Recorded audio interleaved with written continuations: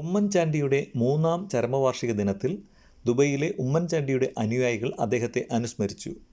ജനകീയനും പ്രവാസികളുടെ ഒറ്റ തോഴനുമായിരുന്നു ഉമ്മൻചാണ്ടി. പുന്നയ്ക്കൽ മുഹമ്മദ് അലിയുടെ അധ്യക്ഷതയിൽ ചേർന്ന അനുസ്മരണ യോഗത്തിൽ Muneer Kumbala, Mohanan Kollam, Arif Padinjarangadi, Shamseer Nadapuram, MA. Latheef Palakkad, KV. Faisal Ezhome, CP. Musthafa Irikkur, Shiraz Malappuram എന്നിവർ പ്രസംഗിച്ചു.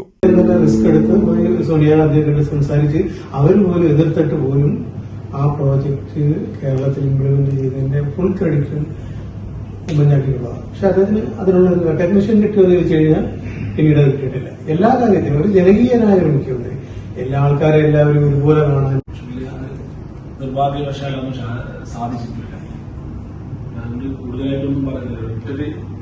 ഒരു സെന്റൻസ് പറഞ്ഞാൽ അതിൽ തന്നെ ഉണ്ട് ഉമ്മൻചാണ്ടി സാർ ആരാ എന്നുള്ളത്. വിശ്രമിച്ചാൽ ക്ഷീണിച്ചു പോകുന്ന കേരളത്തിലെ ഒരേ ഒരു നേതാവ്, ഒരേ ഒരു പൊതുപ്രവർത്തകൻ, ഒരേ ഒരു രാഷ്ട്രീയ നേതാവ് കേരളത്തിൽ ഇന്ന് വരെ മറ്റൊരാളുണ്ടായിട്ടില്ല. വിശ്രമിച്ചാൽ ക്ഷീണിച്ചു പോകുന്ന ഒരു നേതാവ്. ഈ ഒരൊറ്റ വിശേഷണം മാത്രം മതി, അതിലെല്ലാം ഉണ്ട്. അത് മാത്രം മതി ഉമ്മൻചാണ്ടി സാർ ആര് എന്തായിരുന്നു എന്ന് വരും തലമുറക്ക് വരെ മനസ്സിലാക്കാം. മോമാലിക്കാടൊപ്പം മുനീറിനൊപ്പം ഉള്ള ഓർമ്മകൾ തന്നെയാണ്. തീർച്ചയായിട്ടും ദുബായിൽ വരുമ്പോഴുള്ള പല രാത്രികളും അച്ഛൻ്റെ വീട്ടിൽ പോയിട്ടുള്ള അവിടെ ഉണ്ടായിരുന്ന സ്വാതന്ത്ര്യം, അങ്ങനെ ഒരുപാട് കാര്യങ്ങൾ ഒരു ദിവസം പറയാനുള്ള കുറെ കഥകളുണ്ട്. അത് രസകരമായിട്ടുള്ള ഒരുപാട് കഥകളൊക്കെ ഉണ്ട്. എന്തായാലും ജനമനസ്സുകളിൽ ജീവിച്ച ജനകീയനായ ഒരു മനുഷ്യൻ. ഇനി അങ്ങനത്തെ ഒരു മുഖ്യമന്ത്രി ഉണ്ടാവുമെന്ന് തന്നെ അറിയില്ല. ഇപ്പോ അദ്ദേഹത്തിന്റെ ഈ കാര്യങ്ങളിൽ ഇടപെടുന്ന ജനങ്ങൾ എത്രത്തോളം അദ്ദേഹത്തോട് അടുത്ത് കിടക്കുന്നതിന് ഉദാഹരണം ഇപ്പൊ പറഞ്ഞു. അതേ ഒരു സിമിലർ ഉദാഹരണം ഇപ്പൊ നമ്മള് ഷാർജയിൽ വെച്ചിട്ട് ഒരു ജനസമ്പർക്ക പരിപാടി നടത്തി ഉമ്മൻചാണ്ടി ഇവിടെ വന്ന് ഷാർജ അസോസിയേഷനിൽ. അപ്പോ അന്ന് എല്ലാവരെയും പരാതികൾ സ്വീകരിച്ചു.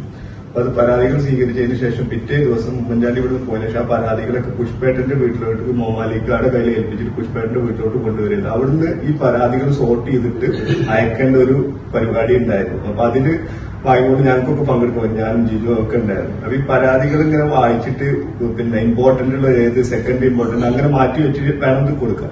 അപ്പൊ അതിനകത്ത് വായിക്കുമ്പോൾ ഇതേപോലെ ഒരു തൊട്ടപ്പുറത്തൊരു അതിരുതരക്കം മുഖ്യമന്ത്രിക്ക് എഴുതിയിരിക്കുകയാണ്. അതായത് പറമ്പിന്റെ ഒരു ചെറിയ ഇഷ്യൂ. അപ്പൊ ഞാൻ പറഞ്ഞതെന്ന് വെച്ചാൽ ഒരു ചെറിയ കാര്യമാണ് ഈ ഒരു മനുഷ്യനെ, ഈ ഉമ്മൻചാണ്ടി സാറിനെ പറ്റിയിട്ട് അറിയുന്നതും അദ്ദേഹത്തിന്റെ ആ പ്രവർത്തനം അതോടുകൂടിയാണ് ആ അദ്ദേഹത്തെ പറ്റി പഠിക്കാൻ തുടങ്ങുന്നതും അദ്ദേഹത്തോട് നമുക്ക് എന്താ തോന്നുന്നത് ഒരു സ്നേഹവും ആരെന്ന് പറഞ്ഞാലും എന്താ പറയാ അതിനൊരു വിപരീത പല ഇൻസിഡൻസും നമ്മുടെ മുമ്പിലുണ്ടായിരുന്നു. ഞാനൊരു എക്സാമ്പിൾ പറയുകയാണെങ്കിൽ ഞാനും പുന്നക്കഞ്ചിയും ഫൈസലും ആരിഫുണ്ടോ എന്നറിയില്ല എയർപോർട്ടിൽ നിൽക്കുന്ന സമയം എന്തോ ഞങ്ങൾ പോയിട്ട് വരുമ്പോൾ അദ്ദേഹത്തിന്റെ മോനുണ്ടായിരുന്നു. അതായത് അമേരിക്കയ്ക്ക് പോവാണ് സുഖമില്ലാത്ത സമയത്ത്. ആ പോയിട്ട് തിരിച്ചു വരുമ്പോഴും നമ്മൾ അവിടെ ഉണ്ട്.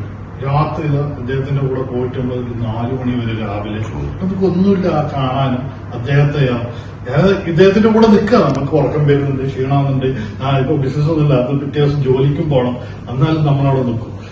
അദ്ദേഹത്തിന്റെ ആ ഇത് കാണാനും നമ്മുടെ ആ പ്രസൻസ് അറിയിക്കാനും എന്തോ ഒരു നമുക്ക് കിട്ടുന്നൊരു ഇതാ. തിരിച്ചു വരുമ്പോ ആരോ അദ്ദേഹത്തിന്റെ മകന്റെ ചെവി നിറച്ചു കൊടുത്തു. ഇതൊക്കെ നമുക്ക് എതിരെ നേതാവിന്റെ ഒരു അനുസ്മരണ ചടങ്ങ് മോമാലിക്ക് പറഞ്ഞ പോലെ നമുക്ക് ഇന്നേ ദിവസം മറ്റു സ്ഥലങ്ങളിൽ നടത്തിയിട്ടില്ല. നാളെ ഉണ്ടെന്ന് അറിഞ്ഞു, പല രീതിയിലുണ്ട്. അതിൽ ഞാൻ നന്ദി അറിയിക്കുകയാണ്. നമുക്ക് ഉമ്മൻചാണ്ടി സാറിനെ കേട്ടറിവും കണ്ടറിവും ഒക്കെ കാണുന്ന നേരിട്ടല്ല, മറ്റുള്ള അറിവുകളാണ് എനിക്കുള്ളത്. നമുക്ക് കേൾക്കുമ്പോൾ തന്നെ വരുന്ന ഒരു ജനനായകൻ എന്നുള്ളൊരു ഫീലാണ്.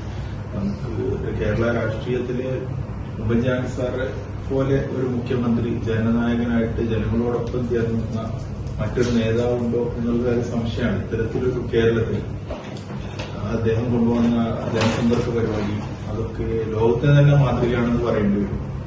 അതിനെ കോപ്പി ചെയ്യാൻ വേണ്ടി ഇതിനു മുമ്പുള്ള CPM മന്ത്രിസഭയിൽ പലരും